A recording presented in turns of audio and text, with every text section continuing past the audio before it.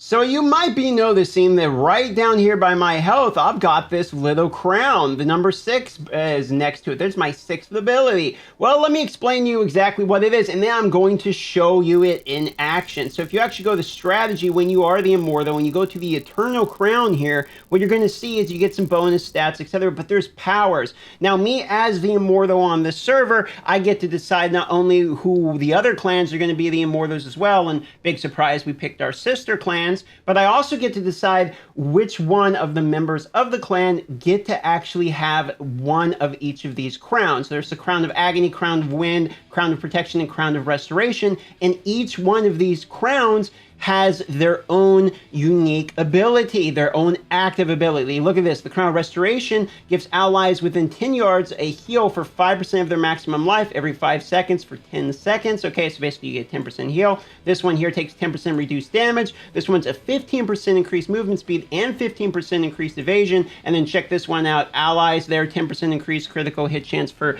10 seconds. So it's not absolutely insane. And the cooldown's a little long. It's 30 minutes. But look at the one here I get. It grants all allies within 10 yards 15% cooldown reduction and 15% increased attack speed for 10 seconds. So since it's a 30-minute cooldown, we're going to get the very best use out of this thing we can. I'm going to go put my best Challenge Rift build on, and we're going to use it in a Challenge Rift to see if we can actually see if it does anything. Okay, so here we are in a Challenge Rift. It's Challenge Rift 105, which is a pretty high one, so it's fairly difficult for me at the moment. What I'm going to do here is I'm going to use this buff ability, and I'm going to see exactly how strong it is. Now we're finding some elites, some yellows. There's a whole bunch of elites here. So what we're going to do is we're going to group them all together if we can, and we're going to try to use our ability and burst them all down. All right, here we go. And activated. There it is. Oh wow, you kind of stun yourself when you use it. Run away, heal, use our ability. How quickly can we attack? Oh, look at that attack speed. All right, use our other ability, use the bell.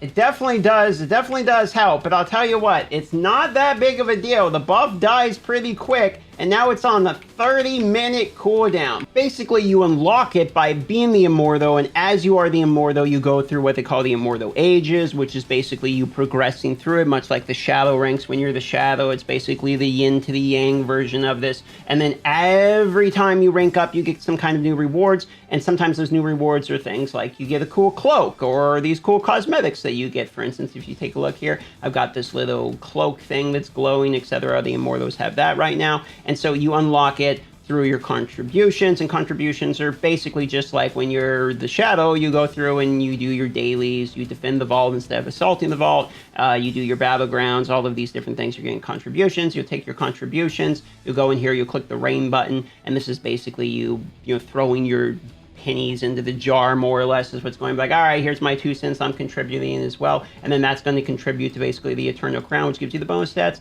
And then, of course, as you can see here, these get upgraded as well with these two. So the next upgrade for this comes at Iron 1. These stats will be increased. So right now, it's only 15% cooldown, but as it gets higher and higher rank, this buff is going to be better and better and better. And cooldown reduction is a pretty big deal, and you can use it in an actual Challenge Rift. So what this means is I might have a strategy to try to fight for the rank 1 monk spot. Unfortunately, rank 1 monk, he's got a lot of resonance on me, it's true. It's going to be hard, but maybe if I grind really hard and get Paragon levels before him and get to Hell 4 first, I can get the advantage with a 6 set bonus of this new set. Check this out. Here's what I'm thinking in order to do this. I'll show you, okay? Here's the plan. So if you look at this at Rose here, he's my competition. He's a friend, he's in my warband, and he's in my clan, but by God, I'm coming for you, Rose. And if you take a look at it, he's got me because he's 3517 combat rating, and he's 3730 resonance, okay? I'm at 2400, and my combat rating is at 3284. So he's got me by like 200 plus combat rating, but I think what I'm going to do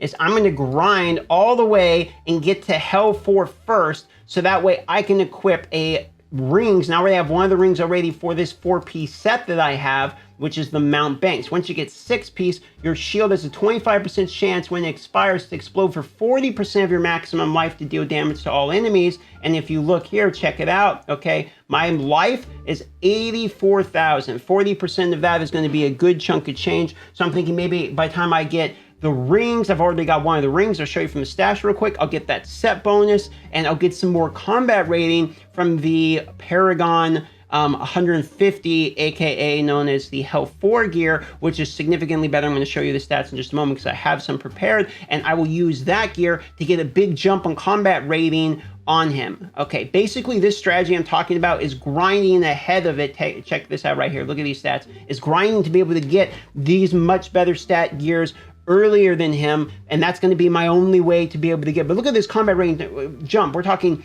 80 combat rating in each line there. That this is basically 150 or so combat rating total upgrade from just one ring, and there's going to be 2 rings, so I'm talking I could probably get 300 combat rating right there alone, only from the rings, before we even talk about upgrading the other pieces. So I'm sure I could probably get 500 plus combat rating, real big jump, and that's my opportunity to go for that rank 1 monk spot. And we are also going to be using our 6th ability to do that. So we have an interesting path to victory against somebody that is a stronger opponent. We're at 51,000 subscribers already. Thank you so much, everybody. Going for that rank 1 monk. We'll see if we can do it. I don't know, but hit the bell. That will let you be notified when the next video comes out. And as we get closer towards that Health 4, you're going to see me trying to do this sneaky little strategy. Hopefully Rose doesn't watch this video.